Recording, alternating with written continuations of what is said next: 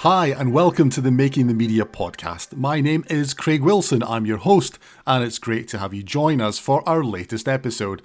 Before we get into this episode's subject, just a quick reminder, you can access all of our previous episodes, including a full transcript, just by going to our website. That's avid.com/makingthemedia, and Making the Media is all one word.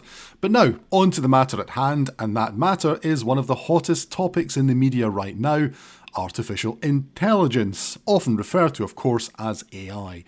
It's a subject we discussed way back in Season 1, but as the technology continues to evolve, we felt it was the right time to delve back in once more and look at how it can, and in some cases is, being used in the news media.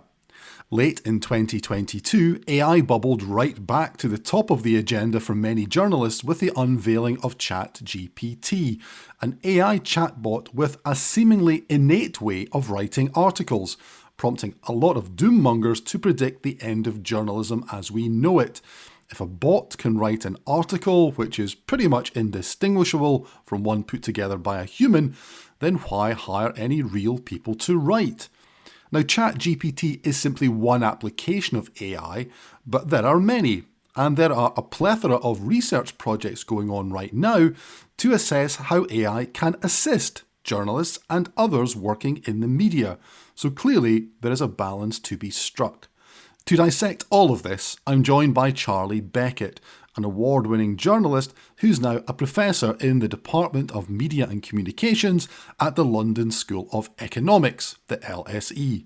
He is the founding director of Polis, the international journalism think tank, and he is currently leading the Polis Journalism and AI project.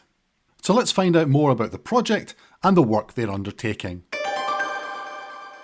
Yeah, well, for the last 15 years at the LSE, I've been very much involved globally, working with journalists as they try and cope with changes, not just technology, but in politics and economics and society generally. And I was fascinated by this package of technologies we call artificial intelligence, everything from machine learning, automation, all that kind of stuff. So it seemed like the next logical step to get to grips with that. So 5 years ago, we started on a big global research project just to find out, what was going on in news organizations with AI, and also critically what journalists were thinking about it. Were they frightened about it taking their jobs, or were they excited about the things that it could do to sort of superpower their journalism? And from that, we built this program very organically, listening to what the news organizations were telling us. And so we built a whole load of online training programs which sought to kind of bridge the knowledge gap. We created a whole load of resources like an AI starter pack and a kind of information hub. But perhaps the soul of this project has been two projects. One is an AI academy for small newsrooms, trying to provide training courses for smaller news organizations. But perhaps the most important thing is these AI collaborative fellowships, where small teams of journalists from different news organizations, sometimes from different countries, are working together to explore a challenge that they have chosen. Let's talk a little bit about those fellowships, Charlie. Then maybe come back to talk about small newsrooms. I think it's an interesting area. So within the fellowship, there are a range of different programs that people are doing and kind of working on. Maybe pick out a couple of those to highlight the kind of work that's being done, and really just about how they go about it, because it's a very international cohort that you have. No, it is extraordinary. I mean, they literally go from Argentina to Australia and all points in between, and that is quite amazing. When we started the fellowship program this year, we thought, okay, we'll get perhaps 5, perhaps 6 little groups. We ended up, I think, with 10 people, and they've just published their results. We had a festival, so they present their presentations, and the reports they created are all online. And they all work very differently. They are all working remotely, of course. They're all doing it alongside their day jobs. And they're doing it voluntarily. We provide them with support. We provide them with mentorship, and we provide them with a little bit of tech investment as well. And they work it out. They spend 6 months researching the problem, developing prototypes, testing them, And then they publish these reports so that other people can go down a similar path without having to reinvent the wheel. So people can sort of stand on the shoulder of these giants, as it were. Some of them work really well, some of them don't.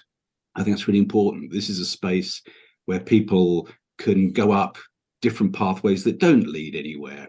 And that's as important to learn, frankly, as often as the stuff that does work.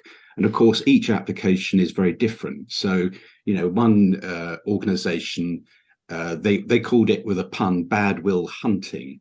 And this is a great example because you've got a small news organization called Daily Maverick from South Africa, working with a very specialist investigative organization from the Netherlands called Follow the Money, and of course The Guardian, well-known British-based global news organization. And they were looking to work out how they could comb through big data leaks using AI to identify the bad people, basically. And it was fascinating. It was very complicated. Frankly, I don't understand all the details of the software, but you can go and look at the report online and see, how they did this. And the point of this is you come up with, concrete results at the end of it, but there's huge learning for the people involved. They all say they really benefit from collaborating across borders with different kinds of newsrooms. It's a kind of refreshment thing for them personally, but also that they can then take back into their news organization.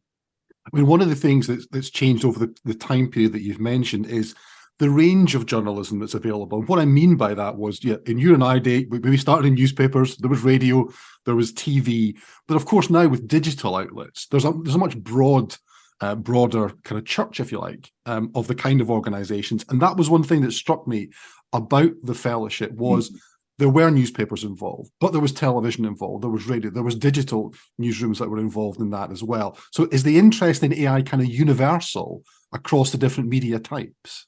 Yes, it is. And I think, you've hit a big point there, Craig. One of the reasons I like this project, it's not just the tech, it's a way for me to explore the new landscape of news organizations out there across the world. And as you say, it's not just that there's broadcasting and newspapers and radio. There are now specialist investigative news organizations. There are ones that actually report on AI itself. So there's this incredible diversity, and bringing them all together in this project has been really, really fertile. I think it depends very much on the kind of news organization about how they're going to apply this. If you're a big organization like The Guardian, then you're interested in things that operate very much at scale. But you might be something like Data Critica, which is a Mexican news organization that does very specialist investigations around, as the name suggests, data, government data sets. And so that's both the joy of AI, that it's such a great variety that in a way matches the increasing variety of news organizations, but it also makes it somewhat messy. It's difficult to get a handle on it if you're approaching it for the first time, which again is why we've built various tools for people who are new to AI, like the AI Starter Pack, where they can investigate this tech on their own terms. And is it being driven at this point from the editorial side, or is it something that's being driven by the technologists? That's a really good question. I always say that change happens partly from the bottom. You get kind of pioneers in your newsroom, and these will often be either tech people who have stumbled into your news organization, as it were, or there'll be a journalist who really wants to do something, say, or perhaps a marketing person who really wants to revamp the subscriptions, and they've bothered to do the research and realize the AI can help. The tough bit is then getting the buy-in from leadership. And leadership obviously is concerned about the bottom line, so they want to see a return on investment, or they want to see headlines being created by AI the next week. And I think there's a big strategical issue here where the editorial leadership especially has to think strategically.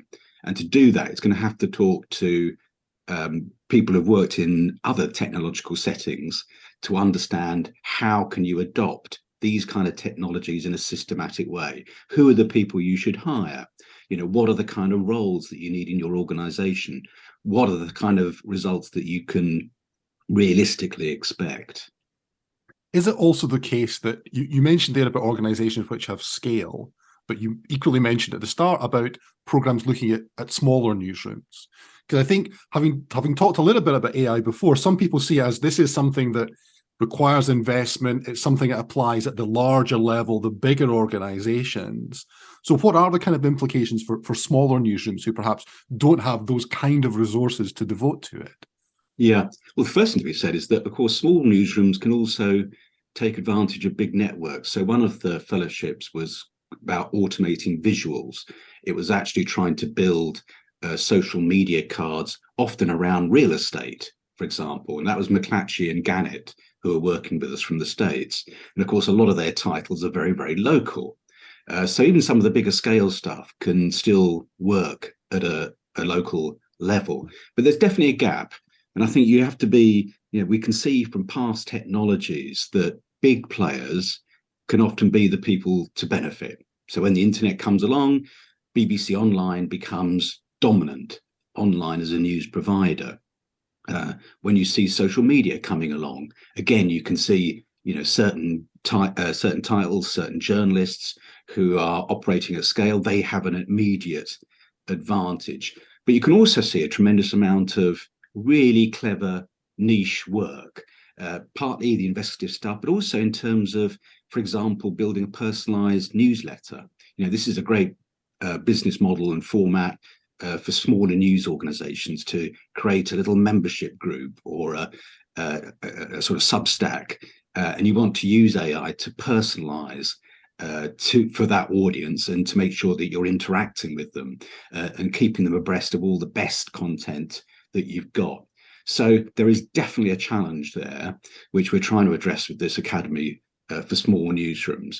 But I think it's going to be a shifting landscape as well, Craig. I think as newer companies come along, providing specialist tools, and indeed news organizations will develop them as well. And it's important to remember that AI isn't just about big picture stuff. It can be something quite almost boring, like transcription or translation. One area that I wanted to ask about was about data journalism, and not just about the analysis of big, large data sets, which you referred to earlier on, but are people also trying to use AI to maybe identify stories which are underreported, stories which are perhaps of interest to their audience that, unless you have a diverse newsroom, which is something we've talked about on the podcast before, these perhaps it doesn't really come into your sphere of influence as these are the type of stories that we should be covering. Is that something else that people are trying to use AI for, to identify areas that perhaps aren't as reported as they could be? Yeah, I think that's a really good one. And we've had a couple of projects over the last few years where people have tried to do that, story discovery, trying to provide better support for journalists when they are investigating an area so they can find fresh sources, fresh people to interview or to quote, and also fresh audiences. Finding what are people talking about on social media and why aren't we paying attention to that? How do people feel about the content we're creating? And of course, audience data is this huge new resource that we've got to learn more about what people really do with our news. What do they really like and enjoy and find satisfying and want to pay for? So yeah, I do think that we're seeing this reshaping of the news industry generally. If you think about it, the kind of routine news that can be automated, the kind of general commodity news, perhaps like share prices. Well, if the machine can do that automatically, then you start to wonder, well, what's your news organization going to do that's going to add value and is special? Now, it might be that you do cleverer things with the tech, that you're better at going through data, or you're better at data visualization. And data journalism, I think, isn't just about the tech. It's about the imagination of the journalists and the judgment of the journalists. And that takes you to the next bit where you can add value, which is get the machines, as it were, to do the boring bits and focus your human journalists on doing the human journalism. That might be opinion or judgment or analysis or empathy or humor, all those things that humans are supposed to be good at. Yeah, that makes a really, really interesting point, Charlie, because AI on its own is not, in my view, is not going to solve the challenges which journalism faces. There's more that's going to be required than just AI to resolve the current challenges which journalism faces. And I think the point that you were making there is it is about efficiency. If there's a way that the AI can be used to automate these kind of tasks, then surely that is the better application for it to then free up, whether it's a journalist or whether it's an editor, to go and do other work. Is that something that you would see as the practical way of AI being used? Yeah, and you can see that, take a big organization like Bloomberg, which is basically a financial data organization. And of course, vast amounts of their output is now automated. But what they've done very cleverly is expand their editorial content reach in other areas. They're doing far more analytical pieces, feature pieces to complement their basic data proposition. And I think you have to look at this. I mean, obviously, we're sitting here looking at this from a kind of media practitioner point of view. We're saying, well, can AI solve the business crisis for journalism? No, it can't. It can make it a lot more efficient, but efficiency in itself won't solve the problems of competition, for example, won't solve the advertising crisis, for example. And when you think globally, it won't necessarily solve the problem you've got with authoritarian states, for example. But I do think you have to look at it from a public point of view. In the end, the public doesn't care where they get their information from. If they want the weather, and that's given to them automatically by some software, they will be very happy with that. So as a journalist organization, you have to think, what is your added value? And as I say, that's often when you look at the fellows, for example, that we've been working with, many of the news organizations that we've been working with have got a mission. They may be using the tech, but they've got a mission. And it might be to address a particular area like gender inequality or racial injustice, or it might be to provide something very specialist, like a particular business specialism, or indeed something like real estate coverage or so on. So I think that's an interesting way that AI definitely is making the business more efficient, but the idea that it's some panacea, forget it. So one area that has popped up a lot has been a thing called Chat GPT. There's been a huge amount of interest in that. For perhaps people who don't know what that is, Charlie, maybe explain a little bit what it is first, and then we can maybe talk about some of the applications of it. So basically, what is Chat GPT? It's basically what they call generative AI. And what's clever about this is that it is a vast data set. That's the first thing. It's not connected to the internet. So if you ask it a question about something topical, like, who is Charlie Beckett, it probably won't tell you. But it does have a vast data set. But more importantly, it has a sort of intelligence where it's able to think through much better than the usual software we've had before, predictive text. Like when you do a Google search, it starts to predict the question that you're going to ask according to previous answers. And this is not some sort of miracle. The Chat GPT is not some sort of miracle. It's not suddenly that this thing is totally cognizant and intelligent like a human being. But it's now got so good at intelligently constructing cohesive texts and interesting texts that it is a much closer facsimile to that which you'd expect from a human. And it's much harder to differentiate from what a human might write. What I think is interesting is there are some obvious applications. At the moment, the people who are kind of worried are more on the creative artistic side. And also we're worried, of course, about how this can be used to generate misinformation. One interesting comment from a news editor I spoke to recently when they were talking about using this kind of material was it'd be great for horoscopes, because horoscopes are nonsense in the first place. So it doesn't matter what they create. And I think that's important. You wouldn't use this kind of stuff to write the front page news story. And I think journalism is definitely a different use case. But one of the things, Craig, that I find interesting about this whole story, and it is very exciting and it's great fun and everyone should try it, one of the things I find interesting is the response of certain people, including journalists, to it. So the journalists, quite rightly, are desperately trying to catch this thing out. They're desperately trying to prove that it's not as good as them. And they're discovering that it is actually rather effective, and that perhaps much of journalism is less sort of special, less human, less creative than we thought. So I don't think this is necessarily going to take over the world, but I think we should be really paying attention to it and thinking about creative, positive uses around the news media. Is one of the things about it, about AI having boundaries?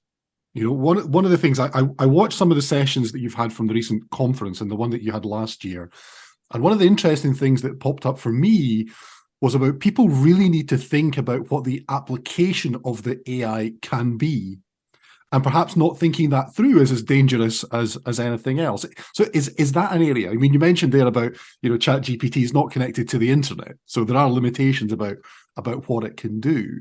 But with AI, is part of it is about thinking what is possible, but it's also part of the thinking, well, actually, where do we want this to stop? And also to think about why are you doing it? So we all are familiar with the problem of bias within algorithms and within data sets, you know, that humans originally choose what data is going to be fed in. So if those people have a bias or a prejudice or something, or are selective, then the result from that data is going to be biased. So we know about that discrimination thing. But I think there's an interesting question, which is why? Why would you write a particular article, make a particular film? What's the purpose of it? Is it to inform? Is it to educate or entertain? What's the user need? And I think there's one sort of subtle danger of this technology is that it's so, you know, wizard and magical that you end up creating content because you can, rather than thinking about your mission as an organization, but also why are you curious about this in the first place? Why do people need to know? And I think that can subtly, this is not a philosophical point, this is quite a practical point, that can change the way that you answer it. The machine doesn't think like that. The machine thinks, what's the most predictable, sensible answer to that prompt that I've been given?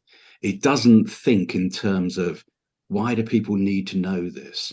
What is the tough question I should be asking? Should I be thinking beyond the normal response? So again, I think there's a lot of latitude for what I would call good journalism to be supported and supplemented by these technologies. But I think it's even more interesting how it puts a kind of demand on those journalists saying, okay, you've got to be better than the machine. You can't just do routine formulaic journalism anymore because the software can do that. That's really, really interesting, Charlie. I mean, I think that human element, as you kind of called out there, is so kind of critical, because I think there are some, you know, fairly apocalyptic views of what AI could potentially mean for journalism. I presume you don't subscribe to those. Well, it depends what you mean by apocalyptic. I mean, well, we're all going to lose our jobs, and the machines are going to write and edit everything for us. Yeah, and obviously, you know, people who were captaining canal barges in the early 19th century, when the train came along, were very worried about losing their jobs. But in the end, people wanted goods shifting. And if the goods got shifted by trains instead of barges, well, that's what's going to happen. I don't think there's ever going to be, I mean, a lack of a demand for journalism and a lack of supply of people who want to do something that we'll call journalism. And as you pointed out, there's so many new formats and ways of doing it.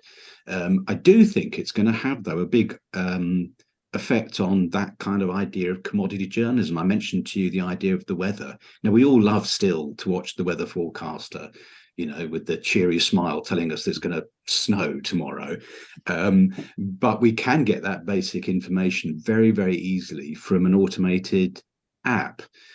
So I think in a way, you could say this is, I don't want to sound too cheery, because I do think there's going to be job losses in the sense of certain people are not going to be needed anymore.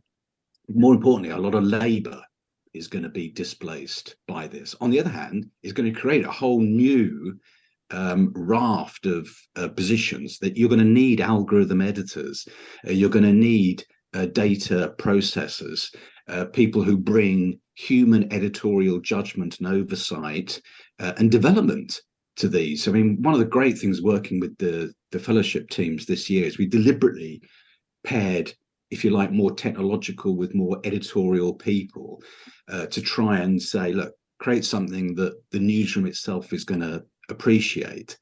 And that's been a really fertile encounter for them, so I think that there's loads of opportunities in the same way there was when we first went online and when social media came along, and those generations are now feeding through into this world.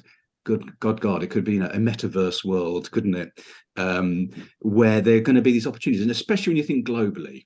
It's one thing to talk sitting here for me in London and looking at a kind of Western media landscape. Out there in the rest of the world and a lot of the global South, times have always been tough.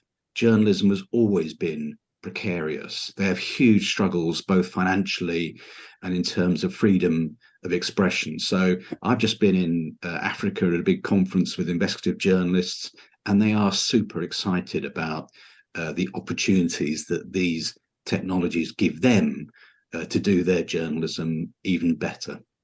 Yeah, I mean, certainly one thing that I've mentioned on various podcast episodes before is I think it's a really exciting time to be in journalism. It's different from perhaps how it was when you and I started out, but I still think it's a really exciting time to be there. I'm guessing, Charlie, that trying to predict something in AI is a bit like trying to do the horoscopes, as we talked a little bit about earlier on. But as you look to perhaps the next year or so, where do you think the main threads of things are going to go in the next year, perhaps? Well, I think there's going to be partly it's going to be sort of invisible. That I think that a lot of organizations in this sort of 4 years we've been working on journalism and AI, at the beginning it was very much there were some pioneers, but there's been very rapid adoption. And I think next year you're going to see a lot of medium-sized and larger news organizations going through a kind of tipping point in terms of synthetic media. And by that I mean the proportion of content they generate semi-automatically using these technologies is going to go from single digits into thirds and even halves of their output. So I think that's going to be significant, and the user might not even really, or the public might not even notice that. But I think that there's this structural shift where more organizations are now getting on board in a strategic way. The other way is I think we're just going to see a lot more clever. We've seen the generative AI around text and imagery, and I think that's going to be really important in the next few years as the journalists start to get to grips with this. I've talked a lot about the investigative journalism side of it, but there's also the whole commercial side of it. Things are going to get really, really tough the next couple of years. The global economy is not great. Advertising is not thriving. It's going to be even more important that we use this automation to optimize the experience. A lot of people are quite sick of the news. Now, it's not a question of thrusting more of it down their necks, but it's kind of coming up with cleverer ways to automate and personalize your content so it doesn't frighten people away. So it keeps people curious and interested and gives them news that's relevant to them in a way that they feel comfortable with. So that, I think, is a big challenge coming up. And I think AI can be helpful to sort of tailor make and tailor serve that kind of content. Yeah, I think that's a really kind of great point to finish up on, Charlie. There is one question I ask everyone on the podcast, so I will ask you. What is it, if anything, that keeps you up at night? Do you know what? It's got nothing to do with technology. It's what keeps me up awake at night in terms of journalism is the stories I hear from around the world, from places like Mexico, places like Brazil, places like Nigeria and the Philippines, of the physical danger that often quite ordinary journalists are facing. The murder, the harassment, the violence against them. I know it sounds a bit somber, but it's a very real thing. And I'm in awe at some of these people who just go about their work despite the risks. Powerful words indeed there from Charlie to conclude his interview, and thanks so much to him for sharing his thoughts on a fascinating topic. Now, if you check out the show notes, then you can listen back to our previous episode on AI, the link is there, along with links to a series of articles around the future of the newsroom. Please share, write a review, like, subscribe, and spread the word about the podcast. And if you want to, then get in touch. I am Craig AW1969 on both Twitter and Instagram. There are, of course, all of the Avid social channels too on Facebook, Insta, Twitter, LinkedIn, and TikTok. Or you can email us. We are makingthemedia@avid.com. That's all for this episode. Thanks as always to you for listening. Thanks to Charlie for taking part. And thanks to our producer, Matt Diggs. From me, Craig Wilson, goodbye, and join us next time for more people making the media.